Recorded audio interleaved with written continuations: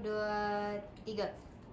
Hai Sobat Aspirasi, selamat datang kembali di Aspirasi Podcast.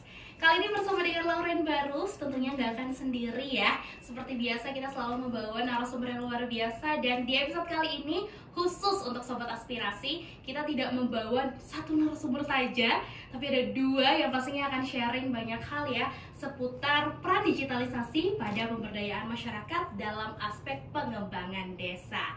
Nah Sobat Aspirasi, mungkin kalau bisa dilihat dari kamera udah terlihat ya sebenarnya latar belakangnya dari mana, terlihat dari sash yang sudah dipakai ya sama narasumber kita hari ini. Kalau gitu kita langsung kenalan saja ya sama narasumber kita. Boleh dimulai dari Lintang? Boleh. Sebelumnya, ini kedengar nggak ya? Kedengar ya? Oke, sebelumnya aku biasa dipanggil Lintang Sabita.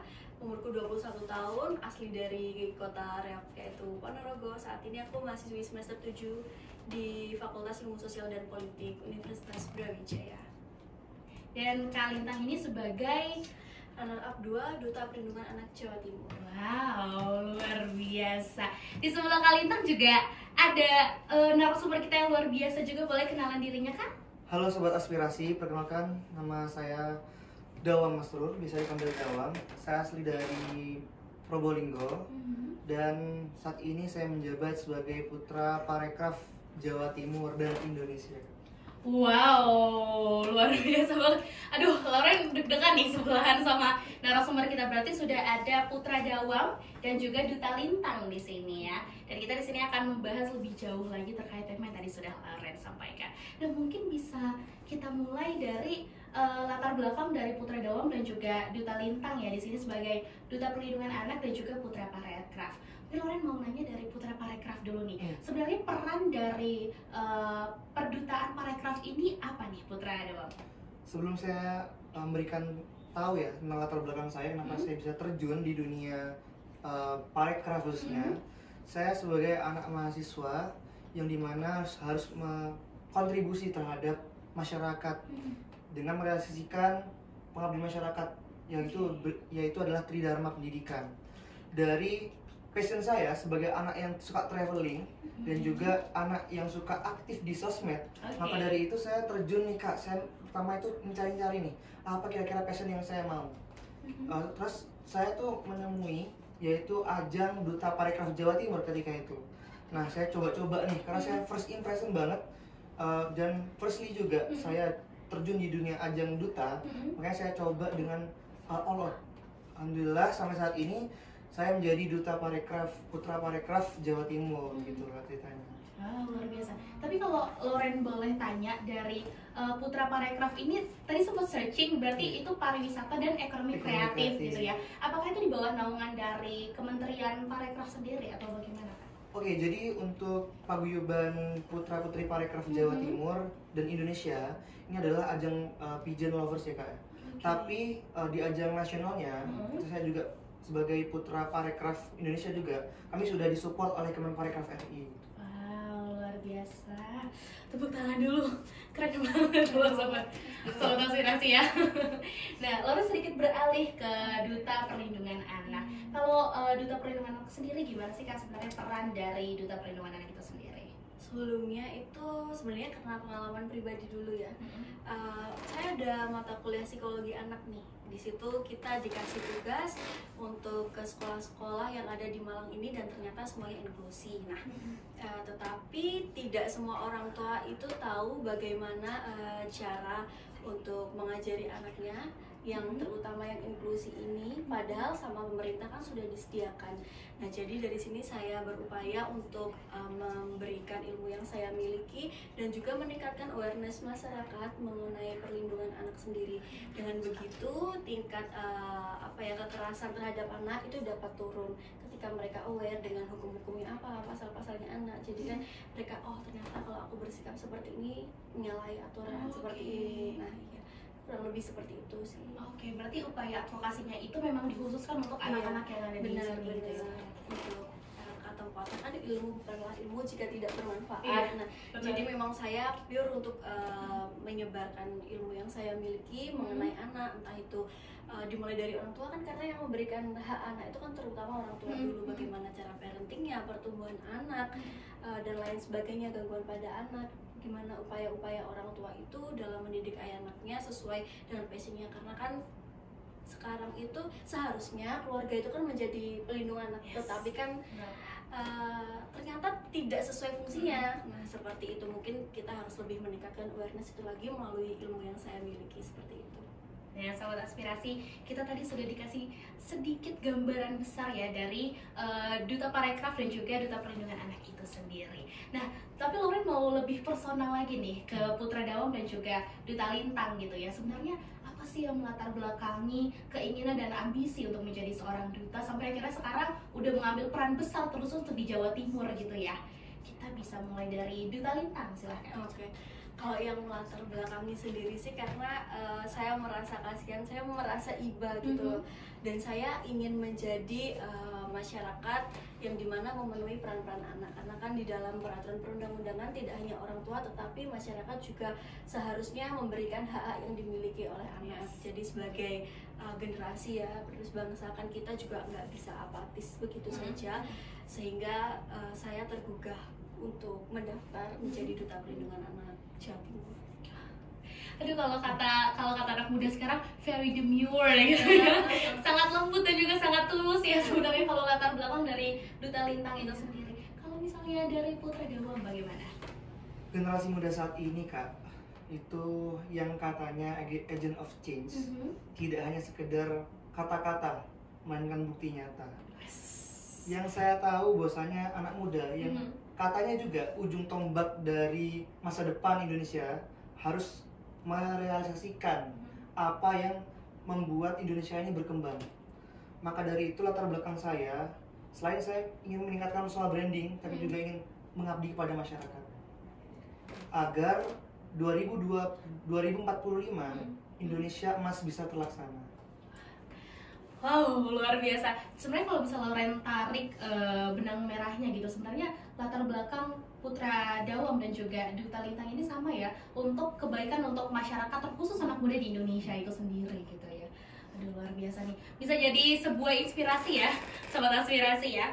Nah, lalu kalau kita sedikit beranjak beralih kepada Duta itu sendiri, Lauren sedikit penasaran ini.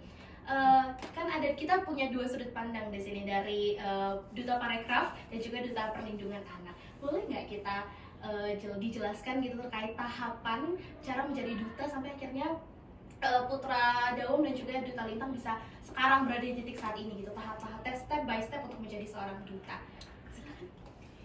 Saya dulu ya. Iya, boleh. Jadi sebelumnya saya ingin menjelaskan nih, Duta Parekraf apa sih? Duta Parekraf adalah seorang yang mewakili di aspek parekraf, pariwisata dan ekonomi kreatif yang mencakup 5 hal Kak ternyata. Pariwisata, ekraf, ekonomi kreatif, UMKM, bisnis dan juga budaya. Nah, seperti itu. Jadi ketika ajang semifinal dan grand final, kami itu juga diseleksi nih mengenai pengetahuan tentang parekraf, mengenai kontribusi apa nanti yang kita terjun ke masyarakat, dan skill-skill lainnya, kepribadian, skill bahasa asing, skill public speaking, dan personal branding yang kita punya. Sehingga dari tahapan-tahapan seleksi tersebut bisa memunculkan generasi yang istilahnya matang untuk terjun benar-benar ke masyarakat. Oke, jadi kalau misalnya bisa dijelaskan apa saja sih selain mungkin tadi ada tes-tes dan juga ada 5 aspek itu ya, apa saja sebenarnya sudah dilalui sama Putra Dawam sendiri? Oke, jadi kan setiap ajang kan berbeda-beda seleksi ya. Kalau saya ketika semifinal itu ada tahapan 3 tes. Yang pertama tes kepribadian, cara kita duduk, cara kita berdiri, cara kita berbicara, itu kepribadian. Yang kedua adalah tes berbahasa asing. Yang ketiga adalah tes pengetahuan tentang parekraf. Nah, dari situ kami ketika itu di ajang parekraf semifinalnya itu ada sekitar 70 orang, yang lolos ke grand final itu sekitar 40. Iya. 40 orang itu semua maju ke tahapan grand final yang dimana ketika itu tanggal 20 Januari tepat di Surabaya. Sehari setelah kita dari Ya, Malaysia. benar.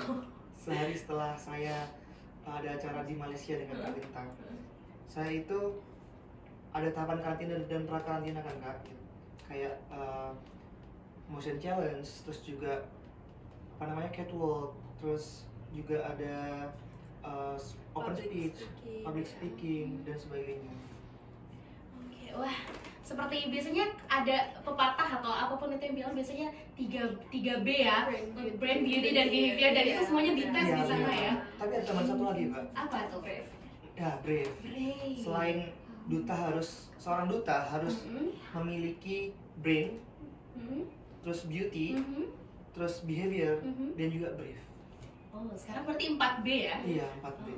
Wow, luar biasa deh. Sobat Aspirasi, ini ada spilan sedikit ya dari Putra Dawam ya. Kalau misalnya mau menjadi putra-putri Parekraf Jawa Timur, bahkan sampai nasional gitu ya. Sekarang kita sedikit beralih ke Duta Perlindungan Anak. Stepnya apa saja tuh? Oke, sebenarnya sama sih dulu administrasi dulu ya, kita biasanya ngirim-ngirim CV dan lain sebagainya. Terus setelah itu kita ada tes tulis. Setelah tes tulis nanti diambil tes wawancara. Nah, setelah tes wawancara itu tersisa kurang lebih 30 nih. 30 nanti kita maju ke grand final. Sebelum itu kita ada kebetulan satu tes bakat. Ada tes bakat juga. Ada tes Ada. Kita ada tes bakatnya juga. Kebetulan waktu itu saya piano. Kalau ada sendiri? Saya puisi 3 bahasa. Oh, wow. Wow, oke. Iya, ya seperti itu. Terus kemarin top 7, terus ternyata alhamdulillah masuk ke top 3. Tidak pernah menyangka ya. Itu luar biasa banget loh. Wow. Karena Lauren selalu ngeliat, Lauren tuh paling amazed ketika ada perlombaan duta dan sering banget speech, biasanya speech spontan di atas panggung kan itu, dan itu luar biasa banget. Kemampuan, harus punya kemampuan yang tinggi gitu ya untuk melakukan hal itu. Wah, Iya. luar biasa. Di karantina ya kita, motion challenge. Oh, ada motion challenge. Ada waktu karantina, jadi nginep di Surabaya. Oh, waduh. Oh, keren banget ya Sobat Aspirasi ya. Berarti setelah melewati tahapan yang sangat-sangat panjang dan juga pasti sangat-sangat up down itu ya, sekarang sudah berada di titik ini menjadi duta dari masing-masing terkait gitu. Berarti kan kalau duta itu fungsinya di bidang advokasi ya, sebagai seorang advokat gitu ya. Berarti sejauh ini mungkin sudah berapa bulan menjabat sebagai duta, kira-kira sudah program apa saja sih Kak yang sudah dilaksanakan seperti itu? Iya, silakan. Saya ada dulu ya. Oh ya, boleh. Ketika setelah bulan Januari, bahkan sebelum bulan Januari pun saya sudah melakukan advokasi saya sebagai finalis ketika itu ya, Duta Parekraf Jawa Timur. Saya datang ke salah satu UMKM yang ada di Kota Probolinggo, dan juga saya mengangkat perkembangan, terus juga saya membantu juga dalam digitalisasinya, dalam aspek yang menurut saya itu bisa membuat UMKM tersebut meningkat dari penjualan di marketplace dan sebagainya. Lalu setelah saya ajang, saya pernah dan sering melakukan sosialisasi pada masyarakat, dan juga saya datang nih visit kepada bidang pariwisata tradisional maupun modern gitu ya.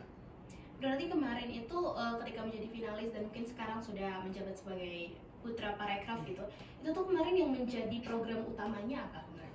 Jadi ada 2 program utama ya Kak. Yang pertama advokasi personal, advokasi para duta, dan juga advokasi paguyuban. Oke. Kemarin anak-anak Duta Parekraf Jawa Timur pernah melakukan advokasi paguyuban yang tepatnya ada di Desa Wisata Gerabah yang ada di Suhat. Di situ kami menemukan banyak keunikan Kak. Ternyata di desa sekecil itu memiliki potensi wisata yang sangat tinggi, di mana terdapat kayak seni tari ya, yang kombinasi antara Bali dan Jawa, dan juga ada kampung gerabah khususnya, produksi gerabah, dan juga topeng-topeng tradisional khas Malang. Itu sangat menarik banget sih, kemarin kita visit ke sana. Berarti lebih banyak melihat potensi pariwisata terusus di daerah-daerah yang memang belum terlalu terlihat gitu, well known untuk terkait potensi pariwisatanya gitu ya Kak.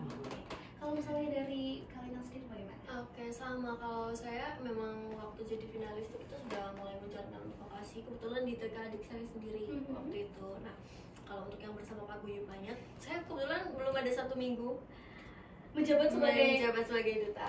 Baru berapa hari ya Mas? 3 hari. 3. Aduh, masih hangat-hangatnya Iya, ya, Bu, masih ya. hangat-hangatnya. Untuk advokasinya akan pergi terus di Duta Perlindungan Anak Jawa Timur ya. Kayak sobat aspirasi. Oke, kalau advokasi saya tuh berhubung saya berlatar belakang pendidikan dari psikologi, itu saya menerapkan prinsip mindfulness terhadap anak ya kan, mulai sejak dini. Ada yang namanya 1000 hari pertama anak, Yes. itu tahu ya pasti, ada golden age dan yang lain sebagainya. Di sini saya menerapkan mindfulness, yaitu sadar penuh hadir utuh, yang dimana hal tersebut nanti dapat menjadi boundaries anak ketika mereka sudah dewasa. Jadi mau dibuang kemana aja, dibuang tuh dalam artian mau pergi kemana aja, bersama siapa saja, bergaulnya bagaimana, itu akan tetap menjadi dirinya sendiri dan itu dibentengi. Jadi tidak terkena hal negatif, harapannya seperti itu. Kalau boleh sedikit di-spill kira-kira program terdekat yang akan dilaksanakan apa tuh, Kak? Oke, program terdekatnya baru akan hendak di apa ya namanya, Google Meeting kan beberapa ke depannya. Iya, masih belum. Kalau bersama-sama itu nanti kita bakal ada di CTV Surabaya. Oh, akan ke situ ya, Iya, untuk advokasinya ya? Betul. Kurang lebih bulan-bulan ini, untuk tanggalnya masih rahasia ya. Jangan lupa dipantengin ya sobat aspirasi. Oke, berarti sebenarnya kalau misalnya dari Kak Dawam dan juga Kak Lintang itu banyak menggunakan sosial media berarti kan untuk sebagai upaya campaign dan advokasinya gitu ya. Nah, kalau berarti kita sedikit berpindah ke sosial media itu sendiri, berarti sebenarnya ada urgensi dari digitalisasi itu sendiri dalam upaya advokasi gitu. Kalau boleh dijelaskan, kira-kira sebenarnya apa sih urgensi dari terusus untuk Gen Z sekarang gitu ya, untuk bisa melek untuk untuk teknologi dan juga digitalisasi itu sendiri? Ya, silakan Kak Lintang. Silakan Kak Lintang. Oke, sebenarnya mulai dari anak-anak ya, nggak cuma Gen Z, mulai dari anak-anak, apa yang namanya sekarang? Gen Alpha. Ya benar, mulai dari Gen Alpha sekarang dengan bahasanya itu kan mereka taunya disebarluaskan dari media sosial dan yang lain sebagainya. Bahkan orang yang nggak kenal itu bisa jadi dekat melalui media sosial, jadi kayak menyebarkan seperti itulah. Kita kan sebagai duta sudah seharusnya menjadi panutan, jadi harus memberikan hal yang positif tentunya. Karena berhubungan dengan advokasi, saya memang mengkampanye mungkin beberapa kali mengenai hak anak, pengertian anak, dan juga tanggung jawab kita terhadap anak itu bagaimana di reels, story, bahkan postingan pribadi milik Instagram saya, seperti itu sih, supaya mereka juga lebih aware. Luar biasa. Gimana kalau misalnya dari Kak Dawam sendiri? Saya menambahkan sedikit ya dari bicaranya Kak Lintang. Urgensi digitalisasi. Jadi anak muda zaman saat ini itu sebagai promotor, inisiator, dan inovator bagi perkembangan Indonesia ke depannya.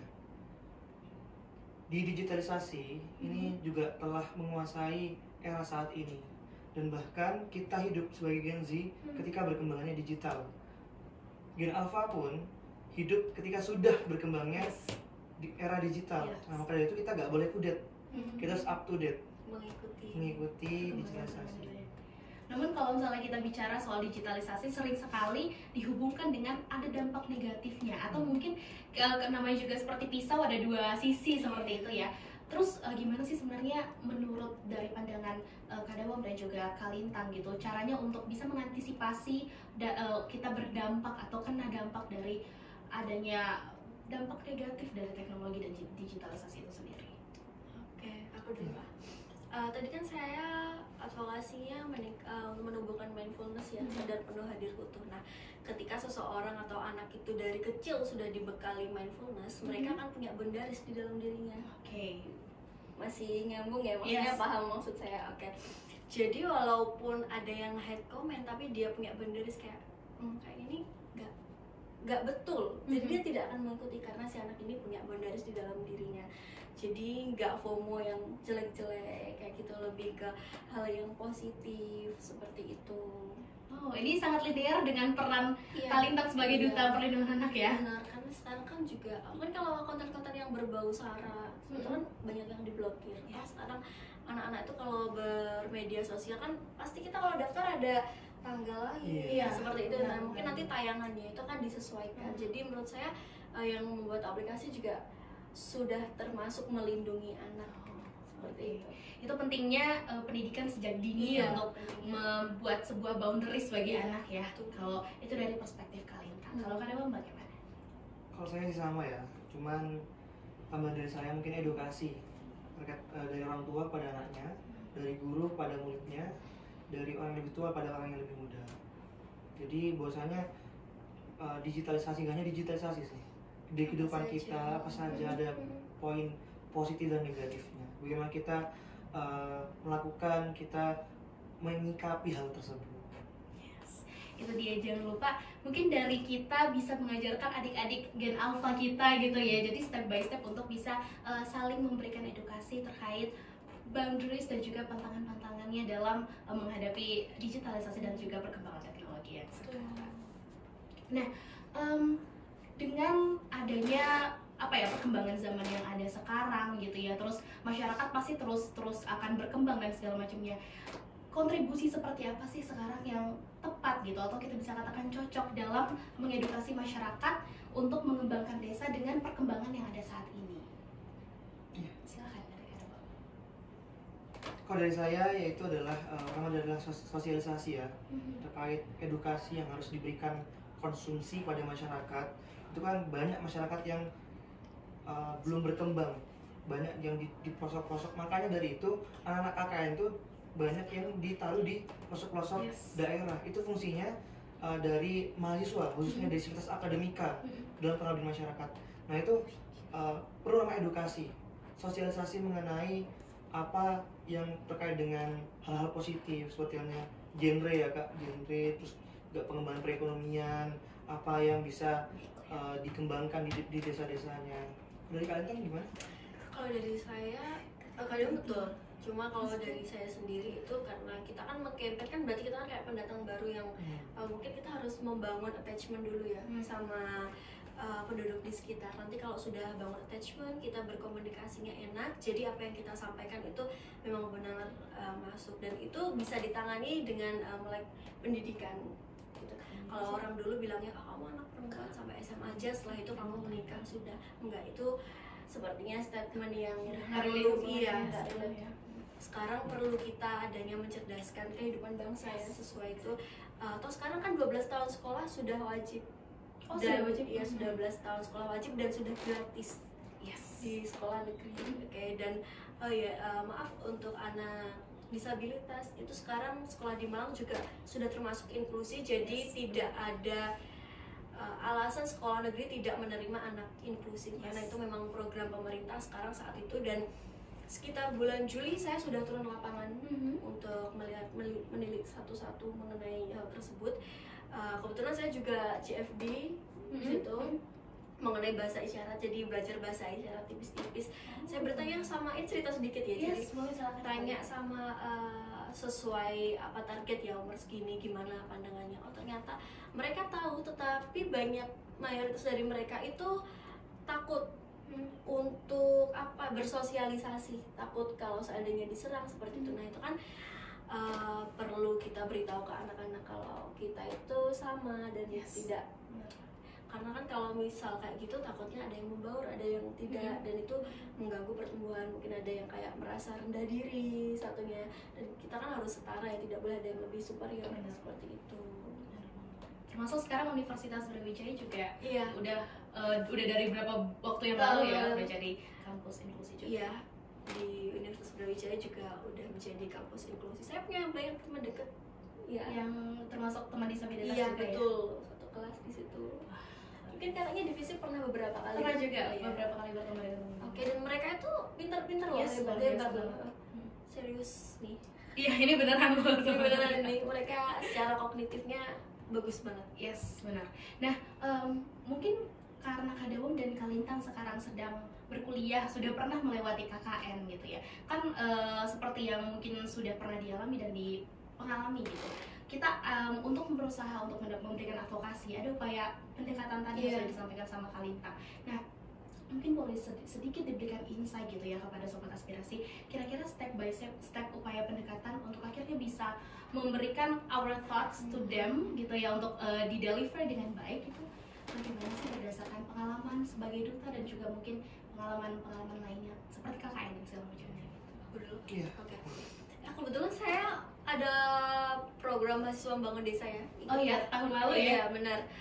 Itu pertama kali psikologi mengadakan hal tersebut seperti itu, dan saya terkejut, dan alhamdulillah saya dapatnya di kota asli saya sendiri, di kota Riau, di Ponorogo, di Ngerayun. Kebetulan rumah nenek saya di Selaung, kurang lebih 1 jam dari situ, dan saya sangat kaget karena ternyata di situ sinyal aja sangat susah, sinyal, air. Terus yang membuat lebih kaget itu usia yang lebih tua itu cenderung lebih mendominasi daripada yang anak-anak remaja dan dewasa. Mungkin karena mayoritas di sana kerja, jadi langsung merantau. Iya, merantau. Jadi di sana bisa dibilang kayak desa yang kurang produktif ya, seperti itu. Nah, gimana saya kok bisa deket padahal saya saat itu orang baru? Mungkin yang pertama karena bahasa ya, bahasanya sama, jadi saya lebih mudah untuk berkomunikasi. Kebetulan saya bisa berbahasa Jawa halus. Karena kan kalau misal orang tua itu benar harus kita kan harus gitu pakai Jawa Krama ya. Untungnya sih sama kakak saya selalu dibiasain waktu itu.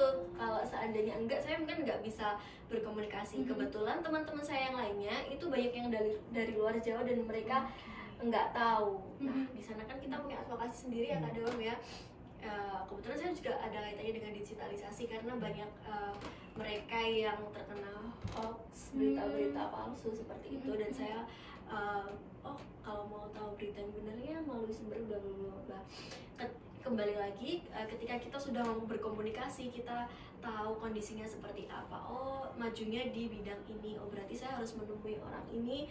Mungkin ada kayak yang namanya Pak Lurah ya. Nah, kita harus bersilaturahmi dulu supaya memang kita diterima. Jadi kayak kalau bahasa Jawanya kulon nuwun dulu. Apa tuh Kak? Kulon nuwun tuh apa ya? Permisi kayak permisi, saya mau di sini gitu. Jadi kita benar-benar diterima baik, dan kita untuk bisa diterima baik kita mengikuti kegiatannya di sana. Kalau ada pengajian ya kita ikut, kalau ada kita gotong royong hari Minggu kita juga mengikuti ya. Jadi ikut andil, dan yang paling berkesan waktu itu saya imunisasi anak. Ikut juga, ikut serta dalam imunisasi. Ya, ternyata setiap bulannya diukur tingkat kepalanya, ada imunisasi apa saja, DPT dan lain sebagainya seperti itu. Wow, kalau dari Kalintang tadi berarti poinnya adalah jangan lupa empati sama pihak sana, terus juga apa ya bahasanya sambung gitu kali ya, kayak kita datengin warga-warga yang ada di sana, dan juga jangan lupa nilai plus lagi kalau bisa bahasa daerahnya ya. Kalau dari Kalintang tidak sulit untuk berkomunikasi seperti itu. Terima kasih. Kak Dewam bagaimana? Mengenai KKN ya? Yes. Kalau banyak KKN dan advokasi saya ketika saya menjadi duta itu banyak informasi dan penelitian saja. Saya sempat kemarin diundang jadi pemateri di optimalisasi UMKM ya. Karena memang passion saya itu adalah terjun di dunia perekonomian, khususnya di UMKM dan bisnis. Saya sempat punya insight baru ketika itu saya menjadi pemateri di Pujon Kidul. Itu di acaranya Himabis, himpunan mahasiswa via bisnis. Sempat menanyakan kepada masyarakat, sempat bercengkrama lah pada anak-anak sana. Itu mereka itu sebenarnya tahu cara mengembangkan perekonomian ya lewat bisnis lah, lewat UMKM. Tetapi mungkin konsep pentahelix itu tidak terlaksana. Pentahelix adalah suatu 5 stakeholder utama yang berkontribusi penuh ya, dari pemerintahan, tenaga sipil, media, situs akademika dan sebagainya. Itu tidak terdukung oleh pemerintah dan bahkan jarang terjangkau juga dari anak-anak mahasiswa. Itu mungkin keluhan dari dari masyarakat Pujon Kidul ya. Jadi kemarin sempat melakukan pendampingan. Bagaimana Bapak Ibu dalam proses mengembangkan UMKM-nya? Sebenarnya modal udah siap, sarana udah ada, transportasi bahkan udah ada. Apalagi Pujon Kidul adalah daerah wisata ya, banyak wisatawannya di sana. Sangat disayangkan kalau masyarakat sana itu tidak memiliki mutualisme dengan pihak-pihak wisata. Karena kebanyakan pariwisata itu pasti namanya mengundang UMKM lokal untuk berkolaborasi. Yang disayangkan adalah dari permodalan pertama. Kita memang tidak ada yang nyupport ya, apalagi dari government sendiri. Yang kedua itu dari meleknya masyarakat sana akan pentingnya dalam mengembangkan gak hanya perekonomian sih, juga melek digital dan juga melek akan isu-isu global dan sebagainya. Karena kurangnya edukasi, maka dari itu adanya, saya berterima kasih banget kepada Indonesia ya, karena telah membuat namanya sistem pengabdian masyarakat. Itu juga sangat penting bagi masyarakat sekitar karena memiliki dampak yang sangat nyata gitu. Ini seperti itu sih Kak. Jadi selain penelitian, ternyata kita harus benar-benar terjun nih pada masyarakat. Oke, berarti terutama dalam melihat sebenarnya potensi-potensi apa yang bisa diperbaiki atau ditingkatkan di masyarakat itu sendiri gitu ya. Oke, nah melihat membahas soal potensi, peluang gitu ya. Kira-kira ketika sudah pernah terjun ke masyarakat, terus melihat kondisi masyarakat Indonesia saat ini gitu, kira-kira apa sih peluang atau ya opportunity yang bisa diupayakan gitu ya dalam optimalisasi masyarakat saat ini, terus mungkin di Jawa Timur kan kali ya? Karena tema kita adalah digitalisasi ya Kak. Ada 3 sih. Yang pertama pemanfaatan atau penggunaan sosial media. Harus aktif bersosial media. Karena sosial media saat ini apa sih yang bisa kita dapat setiap harinya? Karena informasi itu pasti terus berguling terus setiap harinya. Yang kedua, siapa sih orang yang nggak punya sosial media? Toh semua orang kan punya HP toh. Jadi bisa sangat-sangat dimanfaatkan sosial media nih. Nggak hanya Instagram, tapi juga ada Facebook, ada WhatsApp, ada juga TikTok. Yang kedua adalah marketplace. Nah, karena saya berlatar belakang ekonomi, meskipun saya anak jurusan hukum, ya hukum ekonomi ya. Nah, terus marketplace ini juga sebagai penghidupan masyarakat. Nah, UMKM saat ini itu adalah tulang punggung ya bagi masyarakat yang ada di Indonesia, karena UMKM salah satu aspek utama yang meningkatkan perekonomian yang ada di Indonesia. Maka pengguna marketplace itu harus sangat dibutuhkan, karena yang disayangkan dari perspektif algoritma dari persenan UMKM yang ada di Indonesia itu sangat bagus sebenarnya, akan tetapi digitalisasinya yang kurang. UMKM itu jarang menggunakan marketplace atau yang bisa kita bilang e-commerce kayak Shopee, Tokopedia, apalagi TikTok juga termasuk kok dan sebagainya. Mungkin ini perlu namanya edukasi juga pada masyarakat terkait cara menggunakan, cara jangka panjangnya setelah merawat akunnya, terus cara mempromosikannya itu kita terus melakukan edukasi. Yang ketiga dari digitalisasi adalah peran inovasi yang harus kita berikan.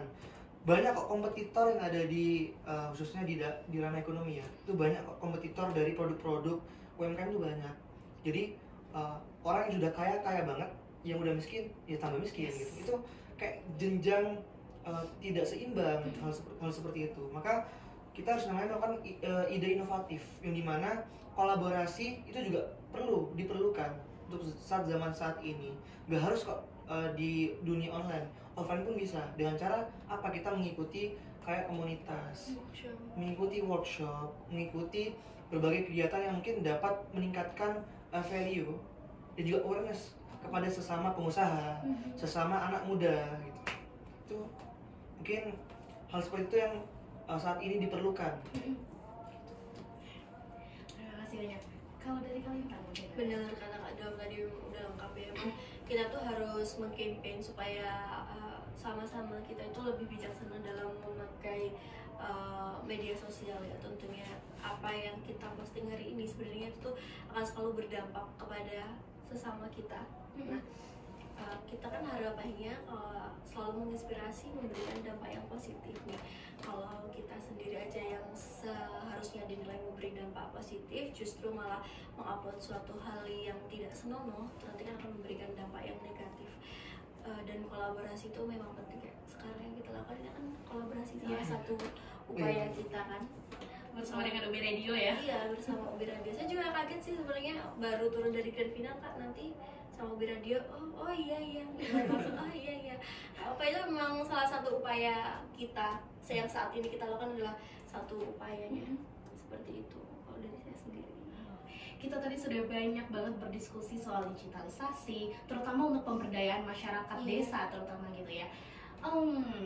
Namun sebelum kita benar-benar menutup podcast kita di sesi kali ini, ada nggak final thoughts atau closing statement yang mau disampaikan untuk sobat aspirasi terkhususnya? Ya, Kak Lintang dulu. Oke, silakan Kak Linda. Kalau saya sendiri sih, ayo semuanya, mumpung kita masih muda ya. Yes. Mumpung kita masih muda, jangan cuma kita yang ngelihat konten di TikTok, di Instagram, di media sosial apa aja, Facebook, tapi kita juga yang harus menjadi Pelopornya Iya, gitu ya, kita kita tidak- geraknya iya. gitu ya. kayak udah kita harus berhenti untuk tidur-tiduran terus. Mungkin itu kelihatannya kayak apa sih, tapi kalau bukan kita siapa lagi? Semangat buat semuanya yang masih muda, dan kita tidak akan terulang lagi. Masa-masa muda kita tidak akan terulang lagi, jadi harus dipakai sebijaksana mungkin, dan sama-sama harus saling memanfaatkan dalam hal yang baik gitu. Apa sih? Kalau dari Kak Dewa? Kontribusi yang kecil menciptakan perubahan yang sangat besar. Dari kita melakukan yang sedikit, seperti halnya yang tadi kita bahas ya, kayak kita mengupload suatu hal yang mungkin itu tidak edukasi, sifatnya edukasi itu tidak terlalu memiliki kontribusi banget besar gitu, tapi itu hal kecil yang menjadikan kayak Ada impactnya, impact yang sangat iya. besar. Ada impactnya di situ. Ya, agent of change anak muda saat ini harus bisa menjadi inovator, promotor, inisiator dalam pengembangan masyarakat dan anak muda untuk kedepannya. Sekarang juga lebih mudah ya dalam menyebarkan, tergantung kita mau menyebarkan kebaikan atau sebaliknya. Mengingat digitalisasi ini, kita modal kota, wifi, kita dapat mengakses banyak sekali informasi seperti itu. Itu pentingnya bijak dalam menggunakan sosial media Iya. gitu ya. Sobat Aspirasi, nggak terasa kita udah 30 menit berdiskusi bersama dengan Putra Dawam dan juga Duta Lintang di sini ya. Dan semoga apapun tadi yang sudah kita diskusikan, terutama untuk digitalisasi, bisa dipraktikkan dan juga bisa menambah wawasan Sobat Aspirasi. Terima kasih banyak ke Sobat Aspirasi yang sudah menemani kita selama 30 menit ini. Sampai jumpa di Aspirasi Podcast selanjutnya. Terima kasih. Bye.